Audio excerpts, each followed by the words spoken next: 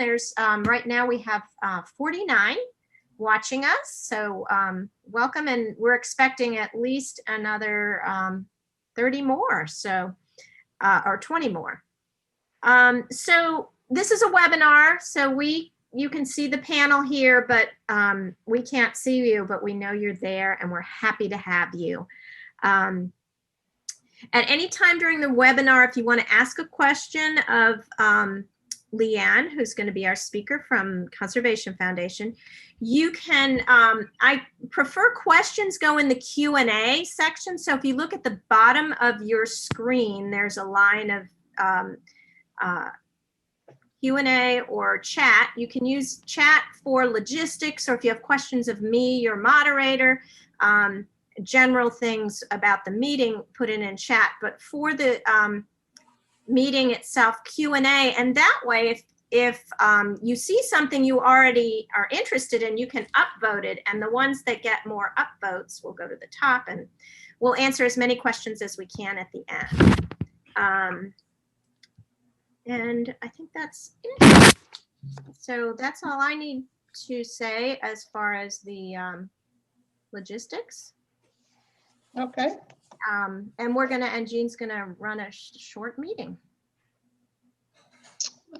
My turn? Yep, your turn. Okay. Hi, everybody. Thanks for tuning in. We are thrilled that we're able to Zoom to you in these times, and we really appreciate all the work Karen has done to get us Zoom ready. And it's been quite a complicated thing, but she's tackled it, and here we all are. My name is Jean Doobie. I'm the president of the Sarasota Audubon Society, just re-elected, by the way. Yay! Well, maybe. I think this is probably my 14th year or something like that. But anyway, let me just update you on our COVID situation. At our board meeting on October the 19th, we decided unanimously to continue with the Nature Center closing and to continue with the suspension of all our SAS activities. We're not happy about it, but we really feel that this is the safest thing. We will have another board meeting on the 19th of November. We'll review it again, and we will let you know what we are doing. However, and Karen will talk about this a little more in a while, our Nature Center gardeners have had a slew of volunteers and volunteer weeders and mulchers lately. Excuse me. And that's because there's nothing for folks to do. So some people who are very anxious to continue their volunteering work are volunteering. And Karen will be able to tell you how many people altogether, but it's quite a number. And the gardens are looking fabulous. So if any of you want to volunteer, you can just get in touch with Karen. She'll be able to tell you a little bit more about that. We do require masks in the gardens and social distancing, so it's a safe environment that we're providing. So I just wanted you to know that. The other thing, I'm talking on behalf of Lynn Jacobo, it's our membership chair. Your dues are due in December. We don't send out notices throughout the year. We expect people to renew in December, so please go ahead and do that. You can go to sarasotaAudubon.org and click on membership and go ahead and pay your bargain rate of $30 a year.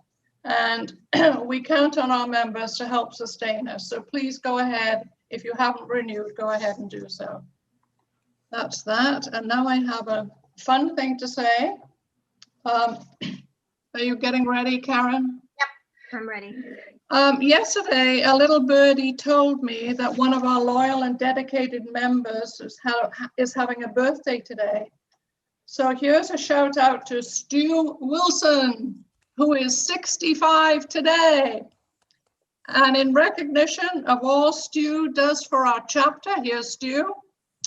Please listen and sing along to this fun tune.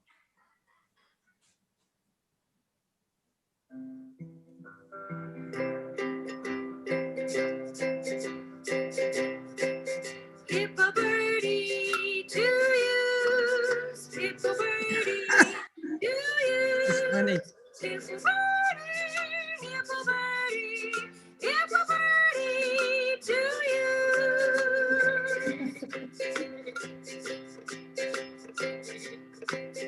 Hippo birdie to you.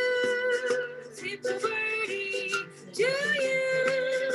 Hippo birdie, hippo birdie, hippo birdie to you. Happy birthday, Stu. That was fun. That was a lot of fun. I hope you all sang along. Wait a minute. Thanks, Karen, for sourcing that. And there's Stu, always on the boardwalk, always our Christmas bird count coordinator, our big sit coordinator, always ready to do surveys on the beach. Thanks a lot, Stu, and have a wonderful birthday. Happy birthday. Happy Happy birthday. birthday. And now I am turning you over to Margie Haas, our program chair, who is going to introduce our speaker today, Leanne Rodriguez. Want me to do a garden center update? What was that? Did you want me to do the garden center update? Oh, yes, go ahead. Sorry. Okay. I haven't got you on my, but yeah, go ahead. Yeah, let me pull that up now. I was gonna do that first. Okay, share. Okay. So, oops. We'll get there. Save. And sorry guys, here we go. Slideshow, play. All right, so at the Nature Center, look at all these weeders we have. 15 new weeders. And I really want to thank all of them. So these first three, Michael Wagner, Grace Milton, and Kyle McCrae are all teenagers who are doing it for volunteer hours. Kyle comes out every Saturday and has done amazing work with his dad, Don. And Marty Ramos, Lee and Bruce Bosserman, Heather Curl, Mary Helmstetter, Janet Schmidt, Stephen Hoffman. Pam Callender is bringing some volunteers with her. Marie Brooks DeMaude and Linda Kitch. I don't have her on here because she's been here doing it forever. Linda's awesome. And also Andy Schneider. And new on Tuesdays, Rick Greenspun is joining us now out in the garden. So these folks are working on their own time, pretty much on their own because it's safer that way. If you want to volunteer, here's my email, gardens@sarasotaaudubon.org. We have a new forest across, it's not ours. It's being put in by SURF, the Sarasota Urban Reforesters, and it's Florida Veterans for Common Cause, Rotary Club, Solutions to Avoid Red Tide. And these folks have planted a microforest. And what they're hoping, they're going to actually calculate the amount of carbon that is being put into the ground. So they're hoping to document how it's going to be beneficial to climate change. And if this works here, they want to plant these microforests all around Sarasota and Manatee counties. So Where is this forest? it is right behind the bathrooms on county land. It's not ours. We're just kind of giving them some advice on trees and such, and loaning they're paying us, but they're using our water because they couldn't use the county water. So, but right now they don't need to water. Fortunately, we've had plenty of rain, but when things dry up, they will. So it's a really, really amazing, they've got it all mulched and everything. Also, we had this great work day. 22 students came to mulch the pathways in the garden. And look at them, they all wore masks, no problems with that. And it looks just fantastic. And they're coming back this Saturday. So if any of my weeders want to come out, you don't have to work with them, but if you want to work on Saturday, it should be fun. So that's my garden center report. Lovely. So let me stop. There we go. All right. All right, Jean. Now we're going to turn it over to Margie and Yep. our. I'm gonna bow out. And I'll bow out. So I'm very happy to introduce to you Leanne Rodriguez, who's Director of Philanthropy at the Conservation Foundation of the Gulf Coast, and she'll be speaking about saving land and water forever. Originally, she was going to focus just on the Orange Hammock, but gratefully she's expanded her perspective for this talk. And that makes so much sense since the Conservation Foundation is doing so much all the time. And before you start, Leanne, I would just really like to say how important the Conservation Foundation is to all of us. And I'm getting kind of personally moved. For 2 years, I worked really closely with Christine Johnson and my compatriots to save 44 acres that was scheduled for horrendous development right in my own neighborhood, just north of the Sarasota County border. And unbelievably, we did save that land. It just seemed impossible, but and that was the Conservation Foundation was so important to that. And I'd also like to say that I worked with Christine Johnson and with Jean Dubie for a while on saving the quads, and actually had a workshop with Sarasota Audubon where we made the case study about the quads. And we had other staff speak for us at the workshop. But so then I went to the Sarasota County meeting and was amazed and just was so moved to see that the county commissioners approved the quads because they love the Conservation Foundation and your boss, Christine Johnson, and they love Jean Dubie, and they were very explicit about that. So it's with great pleasure that I'm going to introduce you now, Leanne. So again, Leanne is Director of Philanthropy. She's an accomplished professional with over 20 years of combined experience across the private, higher education, government, and not-for-profit sectors. Her expertise is strategic planning and resource development, including fundraising. You can help us out there too. Grant writing and research administration. Through her leadership style and team player nature, she has found success in fostering collaborations, partnerships, and win-win strategies among diverse stakeholders. Prior to her 4-year tenure with New College of Florida, she was the development manager at Para la Naturaleza of the Conservation Trust of Puerto Rico. I can't speak Spanish, but there she led the development team to support the organization's mission of protecting land of high ecological value through major gifts, corporate donations, and private grants. And while there, she received the Citizen Science Champion of Change Award for 2013 from the President of the United States.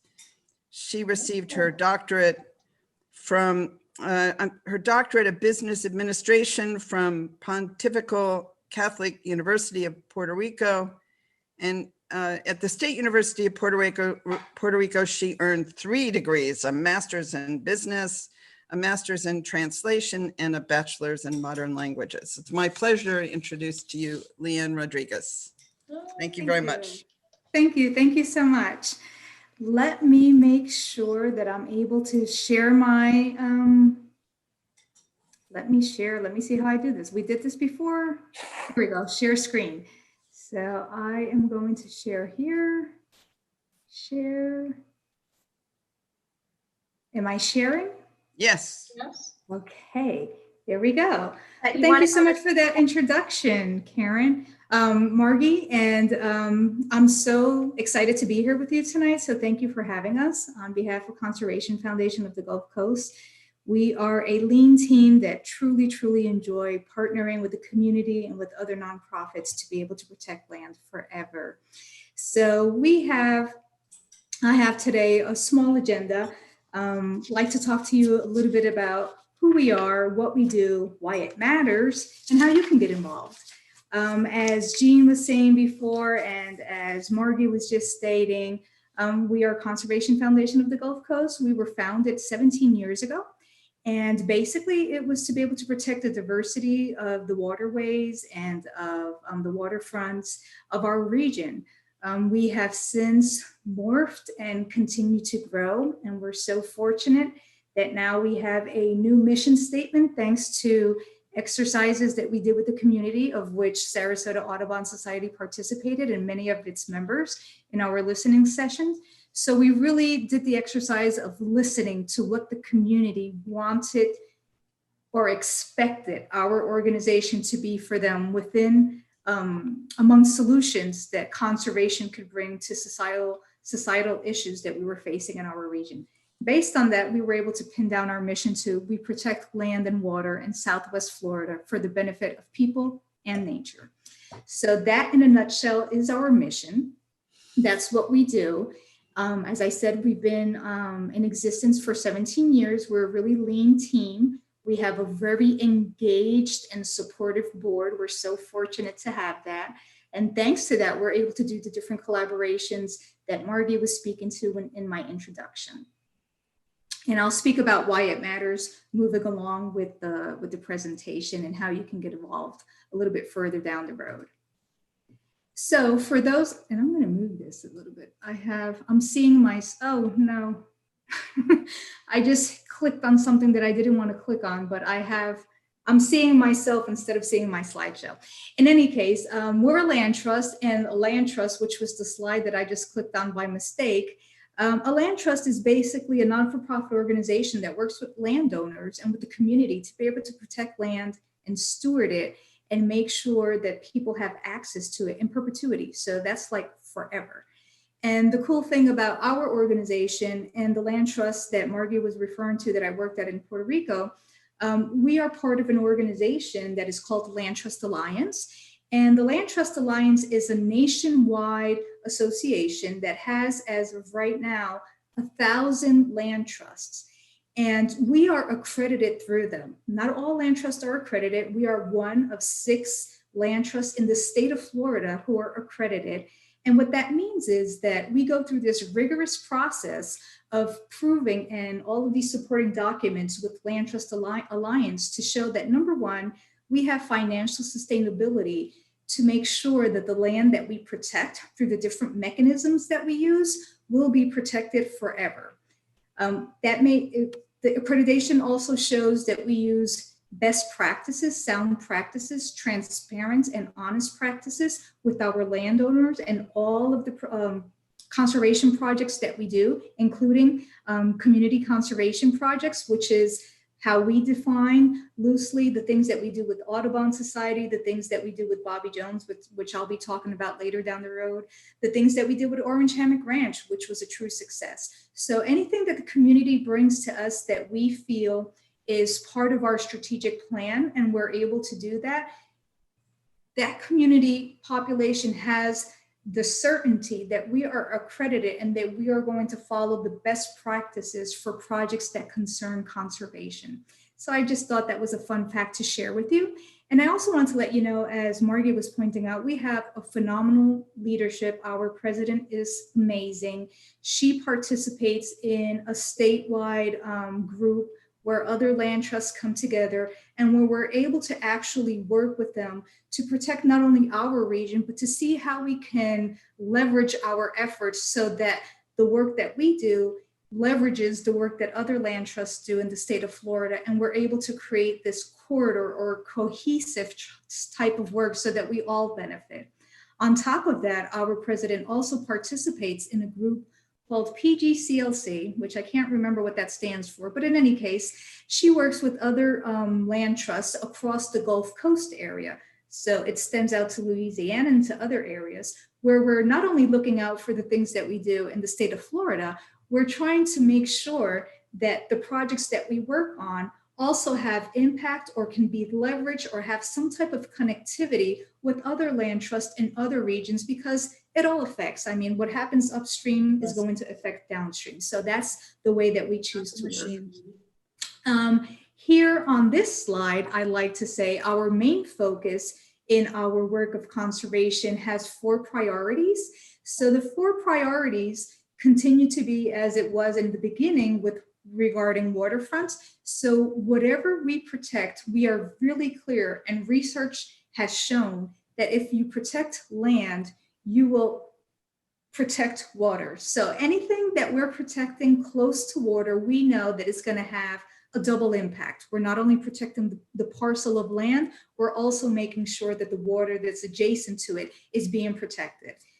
But more than that, even though we're going more inland into our region, it still has a huge impact because the rivers, the Peace River, Myakka River, Bradenton River, all of these different water bodies of water, they all end up in the Gulf or they all end up in the bay. So we make sure that everything that we do surrounding water is connected some way to protect that. Another focus, the way that we choose the work that, or the projects that we choose to work on, is if it has significance or importance to protect wildlife that's imperiled. So if we're able to work on a project that's going to save habitat for wildlife, that is definitely something that we're going to be interested. And as a society of Audubon, I know you all appreciate that, because the species of birds rely on different ecosystems and different lands and different habitats in order to be able to migrate, which is what we were talking about at the beginning when we were fixing our hair and what have you. So that's something that we really, really focus on. Also, connectivity.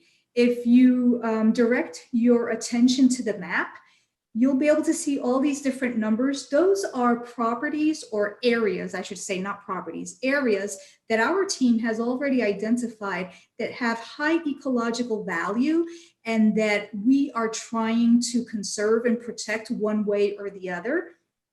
And the reason we want to do that is because of their high ecological value, but also because of their connectivity. If you notice on the map, there are areas that are highlighted in green, and all of those areas in green are protected in perpetuity already, not necessarily by our organization, but also by the state, by counties, by cities, by private landowners, and by other land trusts. We want to make sure that we can continue to connect the dots so that there's connectivity for wildlife, for people, so that we can have public access to those lands for different reasons, which we'll get into a little bit further along the road. And that red square that you see there in the middle is Orange Hammock Ranch, which we'll talk about later, and the significance of being able to have protected that because of it's connected to other contiguous protected land. So for us, water, imperiled wildlife, and connectivity are huge topics for us to focus on when we're working on different conservation projects. And last but not least, unique public access. We want to ensure that land is protected, not only for the sake of protecting land, but that people have access to it, that they can have passive or active recreation opportunities, that they can fish, that they can swim, that they can do different things on the land, especially now during the pandemic, which, as we all know, having open space and being able to get outdoors, it's so important to our well-being. So those are our main focuses when we're working on projects. And so far in our 17 years of existence, we've been able to protect over 18,000 acres in collaboration with other organizations, state agencies or county agencies. And that's close to is 47 properties, and is growing as we speak. So those are the accomplishments that we've been able to have thanks to the support of the many, many individuals and communities throughout the years. Why does all of the work that we do protecting land matter? Well, there's a diversity of reasons why. We can look at the environment. Of course, when we're protecting the environment, it goes back to the habitat for wildlife, but also the ecosystems. We want to make sure that ecosystems are well balanced so that we, as a population, as well as all other living species, can truly benefit from all of the services that nature provides to us. Back in my land trust in Puerto Rico, who also has a great leader comparable to Christine Johnson, the way he would describe having healthy ecosystems is, think of your body. Imagine, and back then, let me go back a little bit. Unfortunately, back then, Puerto Rico only had 8% of its land conserved. or protected. So that was a pretty low percentage when you compare it to other places that have really healthy ecosystems. So he would start his presentation saying that, and then he would say, so imagine, think of your body and only 8% of it functioning, regardless if you have good eyesight or if your forte is hearing or if you have good coordination ability. If you only have 8% of your body functioning, you're not a healthy human being. You don't have good well-being. And that's how he would describe the environment and the ecosystem services that nature provides. So it's really important, or that's why it matters, that we protect land and we conserve land so that the ecosystems can work functionally and can provide all the services that we benefit from and that the different living species benefit from. Another reason why protecting land is so important is to have vibrant communities. As Karen was just saying, the volunteerism that your society, your chapter has is amazing. Being children, students, being able to come out and have gardens, being able to do volunteer work, being able to come together, it creates a sense of community, it creates a sense of belonging. And also, it just creates different opportunities for communities to come together and do projects that benefit not only themselves, but beyond their communities. Another reason why protecting land matters to us, because of tourism also. I know that the Celery Fields, and thanks to Sarasota Audubon Society, Celery Fields is a huge attraction, but it's also an attractor. I mean, it's nationwide acknowledged and recognized as having great opportunities to bird watch. I mean, I believe there's like over 247 species that you're able to see anytime throughout the year. That's huge. So saving land is important so that we have beautiful landscapes, so that we have areas where people can do activities out in nature. As you all know, bird watching is such an important thing. People come from all across the world just to be able to bird watch in the areas that we have protected in our state. And that also ties into economic vitality. In addition to tourism just attracting people, it really contributes, protecting land contributes to our economic vitality, to our livelihood. In addition to tourism, we have a very strong ranching industry. So being able to protect land for certain purposes that contribute to our well-being and our livelihood is truly important also. As I mentioned before, wildlife, in addition to having a variety of habitats for our species, that also creates a diverse amount of species that we have in our area.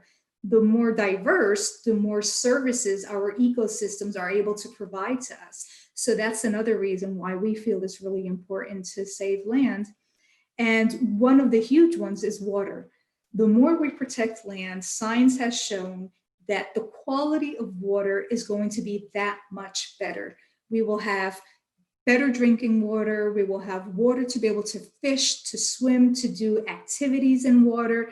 We will just have a better quality and abundancy of water as we continue to protect land.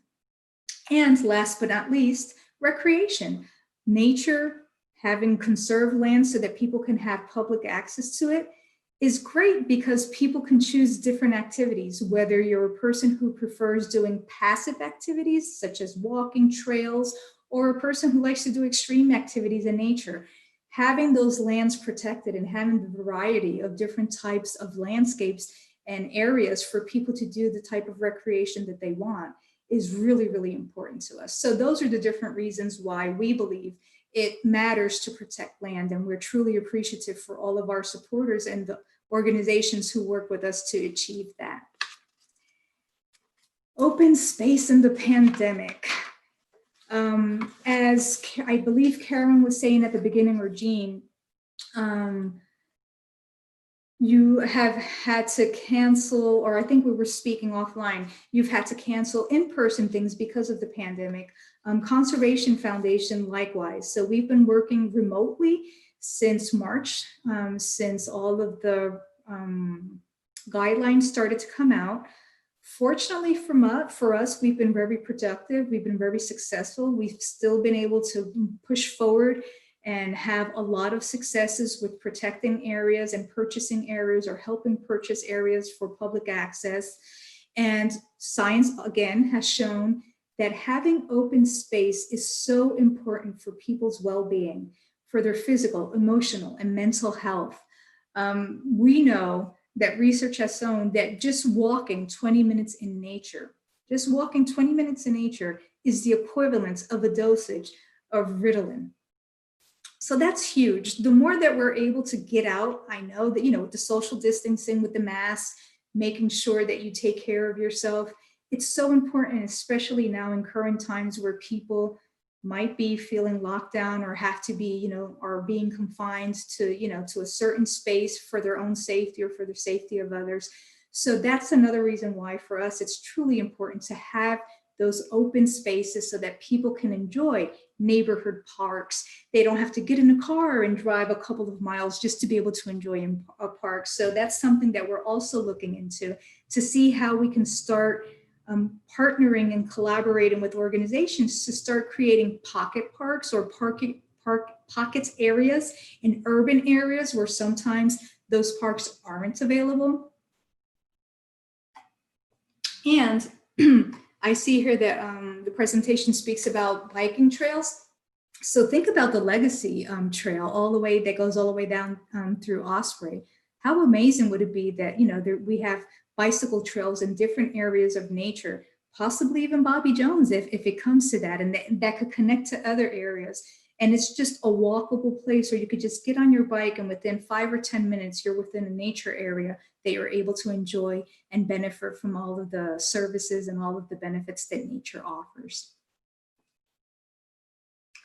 So I'd like to now speak a little bit about the current projects that we have in Manatee County, or projects that we've been most recently successful for. And I apologize because there's not one here that I should be mentioning, but I'll mention it now. It's not written here, but I'll start off with that. In this general election that just passed, our organization partnered with other organizations and with Manatee County to be able to help create language on the ballot, to have a referendum or a bond language that would let voters decide if they chose to tax themselves to create a fund in Manatee County so that Manatee County can actually purchase or protect land moving forward in Manatee County and in perpetuity. So I'm happy to say that overwhelmingly, over 70% of voters in Manatee County voted for that. So that's huge. Manatee County didn't have that fund before, and now moving forward, they will have that. Different from Sarasota County, who already had it. Sarasota County already had a fund that they're able to use for that. Now we'll be able to have that in Manatee County. So that's one of our most recent successes, and we're so happy about that. One of our most recent successes back in March, just when COVID was starting to hit us hard, your sister organization or chapter, Manatee County Audubon, donated to Conservation Foundation conservation easements. So now their chapter or their Phelps Audubon Preserve is now protected in perpetuity. So forever and forever and forever, no development can happen at Phelps Audubon Preserve. That means that generations today and future generations will be able to participate and continue to enjoy the program and the education programming that the chapter has, the walking trails, being able to bird watch, participating in the butterfly garden that they have there. So our organization manages the conservation easement, and in perpetuity will be overseeing that nothing outside of that agreement happens, that it's all maintained and conserved as the owners intended it to be when they donated that property to Manatee County Audubon Society. And we're truly grateful for all of the support that we received from donors and from funders in that area. And we hope that everybody if you haven't already, go and participate and go and visit. It's out in Palmetto, but I've not been there yet, but I've heard that it's beautiful and that there's great opportunities to be able to bird watch. And I know I'm speaking to the choir right now, so. Another great project that we participated in and are proud and happy to say is the Johnson Preserve. and the importance of protecting or having the Johnson Preserve. It helps with the drinking water supply. It also provides recreation area, and it supports habitat for wildlife. And if you can direct your attention to the little map, I'm happy to say that 2 months ago, I actually moved there. So I am a block south of Linger Lodge Road, and that is a beautiful, it's part of the nature preserve, and it has, my backyard even has a conservation easement on it with beautiful nature trails. So the greatness of this is, again, connectivity, access to the public so that public can have access to different types of nature trails and just passive recreation. And I'm so happy that now I live here, even though I used to live right across the street from the Celery Fields, which I miss every day. So I know it's in good hands because you help take care of that precious area every day. And one of the other things that we're really proud, and it's always ongoing, is the Myakka Island Conservation Corridor. And that spans all the way from Manatee County through Sarasota County. So we've been protecting different areas, and Margie choked up at the beginning when she was introducing me, and she spoke about one of the properties that was just recently protected forever. It's around 44 acres, if I'm not mistaken. For those of you who are on our mailing list, you should have received a beautiful success postcard that speaks to it and lets you know about all of the benefits of that particular property that was protected. If I'm not mistaken, I think it's named Headwaters Preserve. I think it's what we called it. And in addition to all of the things that I've spoken about already, recreation and wildlife and access to water, one thing that I've not mentioned, and is something that Celery Fields has in particular, is it prevents flooding. So making sure that we have the right lands protected and allowing wetlands to do their job actually helps our communities and protects our communities from storm surges and from flooding and from any type of threat that the inclements of weather can have on our communities and our livelihood. So the huge significance about the Myakka Island corridor also is that it continues to add on to that corridor, that map that I had at the beginning, and that we can see here, those green areas. The more we continue to protect in the corridor, the more connectivity we have and the more benefits we have for ourselves and for the different living species. So I'd like to now turn your attention to Sarasota County, the things that we've been doing here. If you've not heard, I'd like you to hear now. We have Bobby Jones and Celery Field Quad parcels and Orange Hammock Ranch that are our most recent successes and ongoing projects. So specifically with Bobby Jones Golf Course or Golf Club course, the commissioners, they approved a conservation easement. So that was a huge, huge win. And we appreciate everybody who came out and voted and participated in the public hearings and the public sessions for that. So they have agreed to reduce the holes to 27 holes and the rest of the area to turn it into a more massive park to add more trees. All of that is in the workings. The parks area is going to have a footprint of about 130 acres. It's going to enhance quality of water significantly. The water that comes through Bobby Jones goes all the way out to Philippi Creek and then goes into the Sarasota Bay. So it's going to have impact outside of just that confined area of Bobby Jones. So that's part of the significance, and that's why we're so happy that this project is moving forward. It's ongoing. So now we're at the phase where we're creating the plans together with Sarasota City and other organizations and other private and public officials. And you'll be hearing more about that in the news soon. So we're really looking forward to that. And the most significant part is the public access. Honestly, for people just to be able to go and immerse themselves in 130 acres of passive nature trails or whatever it turns out to be is going to be amazing. And this I know that you all know about, and I hope that you received the success postcard on the quad parcels. Thank you, thank you, thank you, Sarasota Audubon Society, for asking us to be part of this project, for working together with us and with the county. It was approved on October 6th. The next steps are a master restoration plan. We'll be fundraising, we'll be figuring out how to fundraise together, and then the plan will be put into place. So if you direct your attention to the map on the right of the slide, you see the 3 yellow blocks. Those are the 3 quad parcels that are now protected forever through the conservation easements. And that's, I mean, you have to pat yourselves on the back for all of the great work that you're doing. And we're just so happy to be in this project with you because of everything that it encompasses. And knowing that it's protected from development, excuse me, especially with all of the development, all of the new development that's going on, it's just amazing that this became a reality.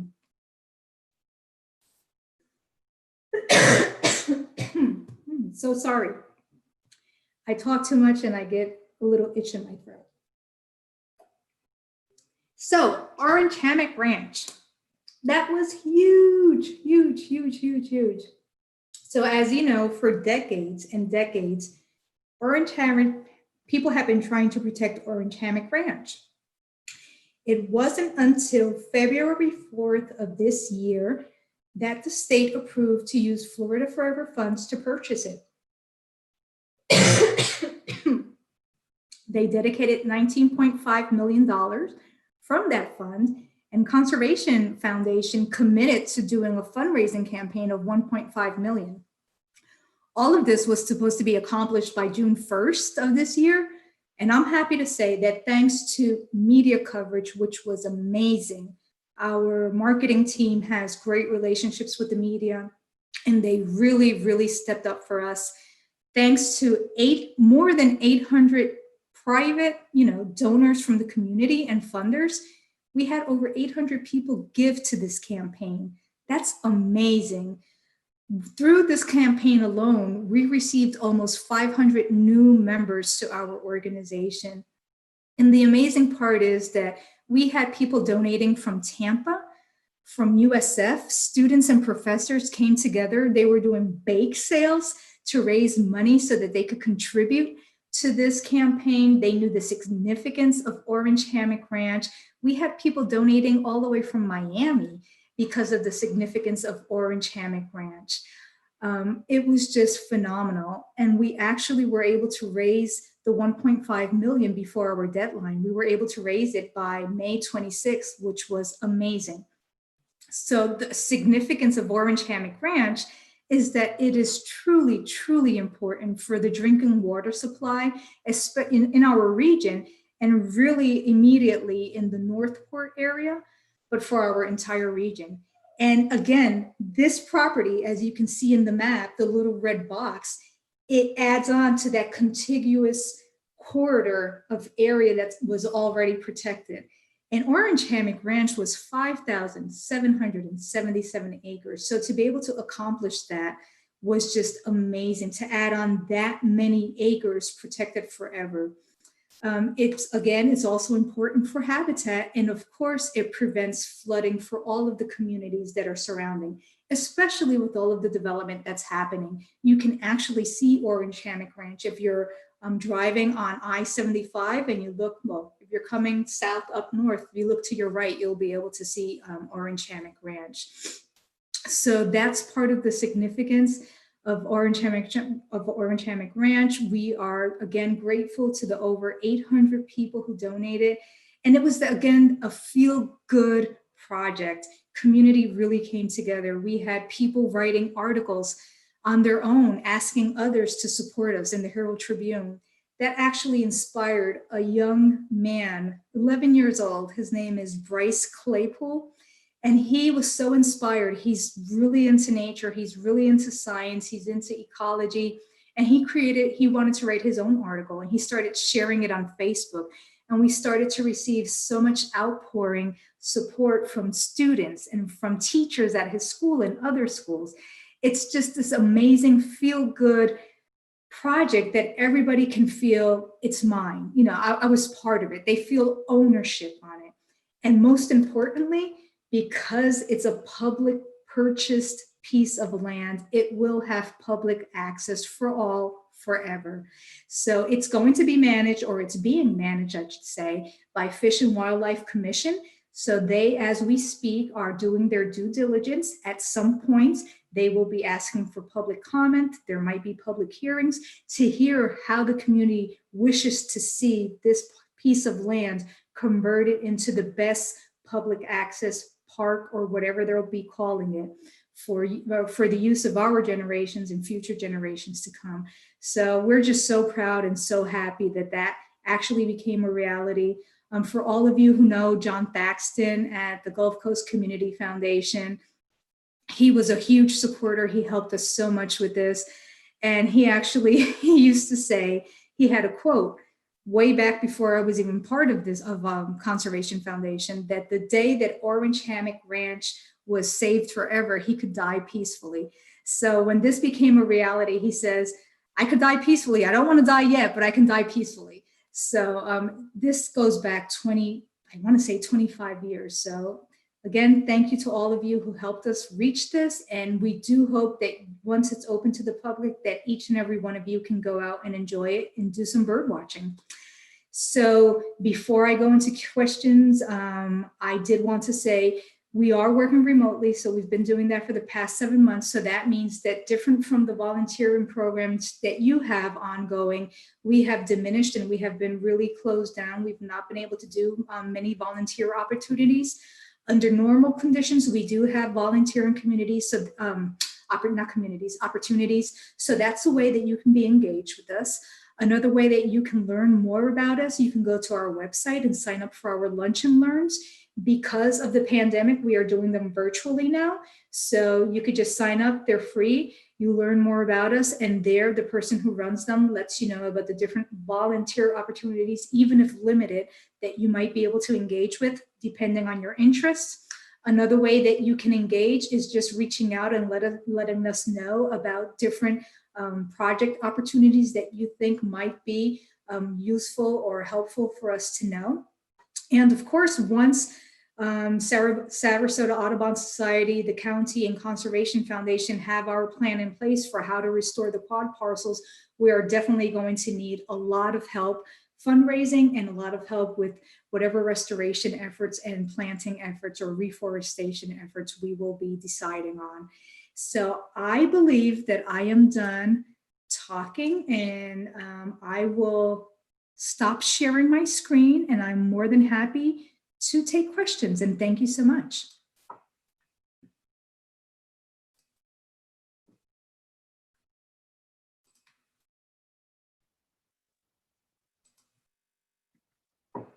Margie, you're muted. Unmute, Margie. There you go. Thank you. Thank you very much. So the one question I've seen, at least in the chat, is the Johnson Preserve open to the public? And I can actually answer that. It is, there's not really very good parking yet. And it's a long story, but it's actually kind of really wild, and the trails are not very clear yet. I think because of the pandemic and funds and everything, they did control burns, so the old wildlife trails disappeared. And I was wandering there the other day, and you can easily get lost, but you can go there and explore. It's a good place to practice your trail skills. Do you see other? Let's see, Yeah, in the Q&A, there's questions. Okay, Q&A. How would you like? Do you want me to read them, or will you moderate the questions? Do you wanna, these look very, let's see, let's start with, are the 3 yellow plots near the celery fields that will be preserved the same as the site where the concrete crushing plant was going to be built? I can answer that, or of course you can, Leanne, whichever. Go ahead, Margie. The concrete crushing plant is further to the highway. We fought that one too. I don't know that the Conservation Foundation was explicitly involved in that, but Many of us did many efforts to protest to the county commissioners, and sad to say, they favored the concrete crushing plant, which was made smaller. Is that how you understand it too, Jean? It's right next to the highway, which technically is illegal, but you know, it is what it is. I'd just like to say it is the far west of the southwest parcel, and it will be screened when we finish with it with trees or whatever it is, so that when we open up the southwest parcel for public access, you won't be able to see that particular facility. So it's right next to it, but you won't see it. It really is an eyesore. Yes. I mean, that was my exit, 210. And I mean, I lived on Palmer Road for and next to the Celery Fields on Palmer Road for 4 years. And it really is an eyesore, and it just, yeah. But luckily the 3 quad parcels are now protected forever. So Right. that will not continue. That's where it ends. So that's the positive part of that. And there seems to be a rather technical question here. Do you know the name of the site that was shown on your map on Ringling Boulevard that you own? And I don't know in what context this question comes. I can get back to you. Dodal asked that question.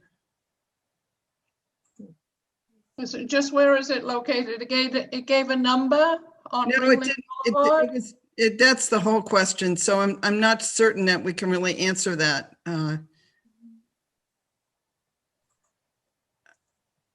then the same person, Deanna Dowdle, wants you to know that the Phelps Preserve is open from dawn to dusk 7 days a week with free admission and dependable painted buntings all daylight hours from the end of November to mid-March near the bird blind. And I can vouch for that. I think we all can, that's a fabulous place to see painted buntings. Thanks to your efforts to save Phelps Preserve. That's awesome. Yeah, that is amazing. And Christine Johnson, she always speaks to painted bunting. She says that's where she learned how to bird watch. That's where she took her children to learn how to bird watch. And every time she mentions Phelps Preserve, she speaks about the painted bunting. So. Someone else is, Catherine Young is asking, when will public access be available at Orange Hammock? So that depends on Fish and Wildlife Commission. Originally, they had said within a year or 2 years, given the pandemic.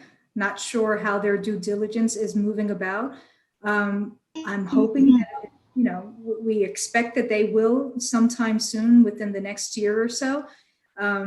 You might be able to go to their website, Fish and Wildlife Commission of the state of Florida, and see if they have any updates there. I do know that they have to reach out to do for public comments, so that should be.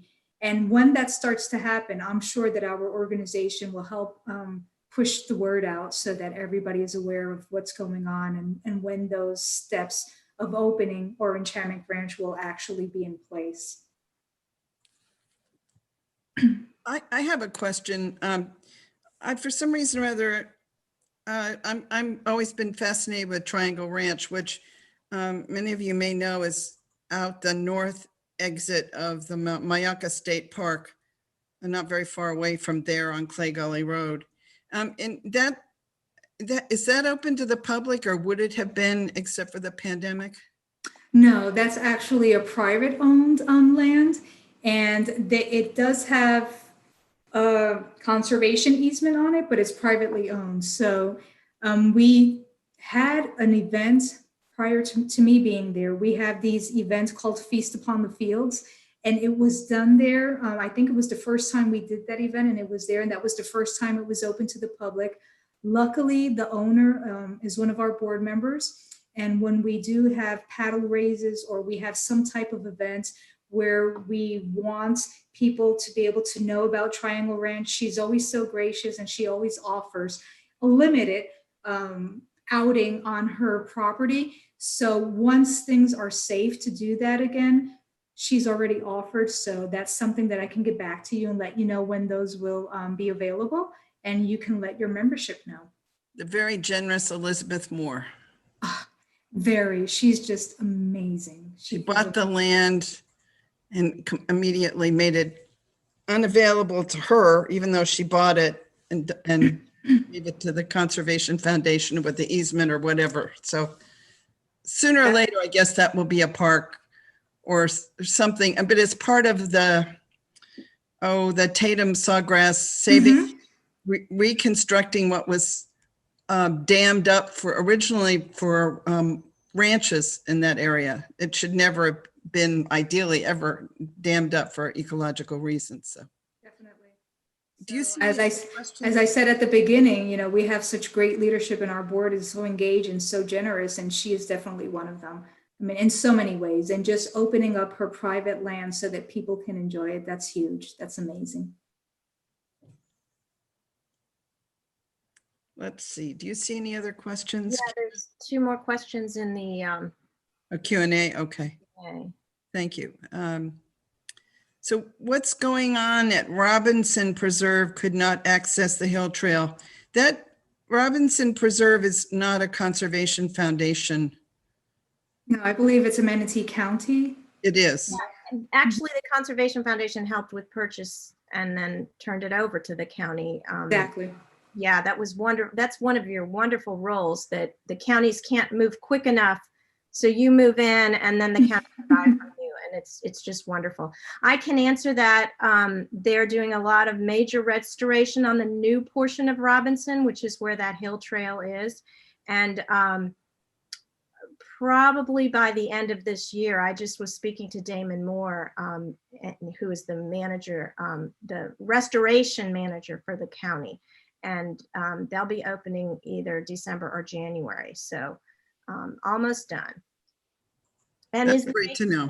open at the Celery Fields? I can answer that. The ground, nature is opened, the nature center is closed. So the grounds are open to enjoy. I'd like to say, now I like to piggyback on that. Bay Preserve, we're in Osprey, so that's where our headquarters are at. Even though we're working remotely and our building is closed, the private park is open to the public, sunrise to sunset. So if you're out that way, please feel free to use our private park. You can launch your kayaks, you can do a picnic, everybody who goes there is social distancing. There aren't huge crowds. It's beautiful. It's right on Little Sarasota Bay. You might be able to spot some nice birds also while you're at it. So just as you were just mentioning that your nature center is closed, the area outside is open. So please, if that's a way to help with your well-being and just getting outside, we welcome you at Bay Preserve. So are there any more questions? It looks like nothing else new here. Don't see any more. In the Q&A, I'm just double checking, no more. Thank you very much again, Leanne. And I'd just like to tell you all that our December 14th meeting, which I presume will be on Zoom as well. There will be 1 or 2 gentlemen who are the co-founders speaking about Tampa Bay's National Wildlife Refuges, protected places for our feathered friends. So, and they're prepared to speak on Zoom. So we look forward to having you all attend our next meeting on Zoom. Thank you for having me on behalf of Conservation Foundation. Again, we're so appreciative of all of you. So thank you. I'd like to thank you, Leanne, for coming, and we look forward to working with you in the future to make sure that the quad parcels are renaturalized, reforested, and open to the public and open to birds and wildlife. So we're looking forward to working